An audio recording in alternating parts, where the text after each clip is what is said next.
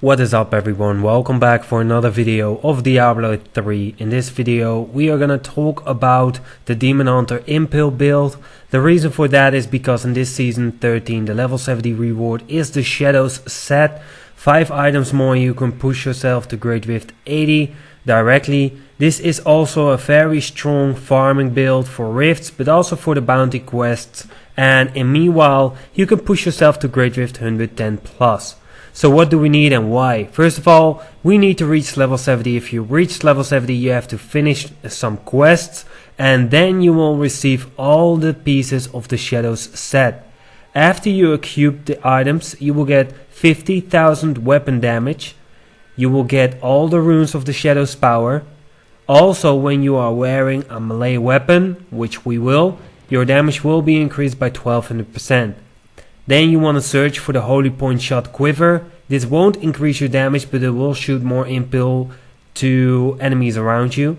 Next to the quiver, we will be using the Carlisle's Point. This will give you your hatred back, and this will also buff your impale damage by a bit.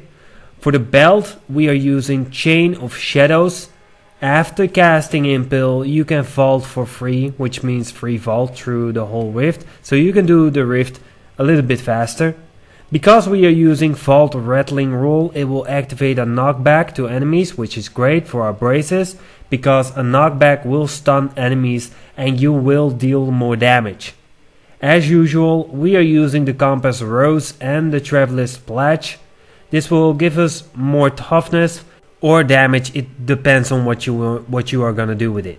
We also want to use the Conventions of Elements, because when the element turns on the element that you are using, in this case cold damage, then you will get 200% increased damage. So let's go to the Kanai's Cube. For our Kanai's Cube we want to use Dawn. This will reduce the cooldown of Vengeance and we want to have Vengeance up at all times. Aquila Caress will give us damage reduction if we have above 90% hatred.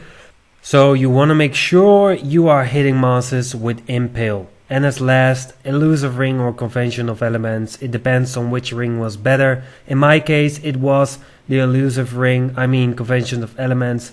So the Elusive Ring is in the cube, but this will give you more damage reduction. For the legendary gems you want Pain Enchant, so when you crit an enemy it will bleed for a massive % weapon damage for 3 seconds. It will also increase your attack speed. Bane of the Trap, this will increase your damage and it will also slow enemies. And as last, Gokok of Swiftness, because this is giving you more attack speed and more cooldown reduction. But I don't have those legendary gems right now because I dropped them when I was making another video. Pretty annoying. For the skills, Impale over Penetration. This Impale will travel in a straight line and every monster who's getting hit is getting hit. This is also the reason why we want to have some area damage, because it is just wrecking groups of monsters. Shadow's Power, we will get every skill rune from this because of our 4th set bonus, and that's very useful. It will slow enemies, reduce cost of discipline, reduce damage taken, increase movement speed. It will give us life per hit. For our next skill we want to use Fan of Knives, Bladed Armor. This will give you 40% additional armor, and if you have 32% cooldown reduction this can be up always. Vault Rattling Roll. When enemies get knocked back because of our braces it will stun the enemy. Vengeance Dark Heart. This will give us damage reduction by 50% and it will also give us 40% increased damage. And as last, Companion Wolf, Royal Companion. This will make you a little bit more tanky, and when you activate this skill it will taunt enemies within 20 yards. It is also giving you a stun, so they will take more damage. For our passives, first of all we have Awareness, which will give you a second life when you die. Pretty useful. The next skill will be Ambush. So this passive skill will give you more damage to enemies above 75% health. Gall of the Weak. This is also increasing our damage.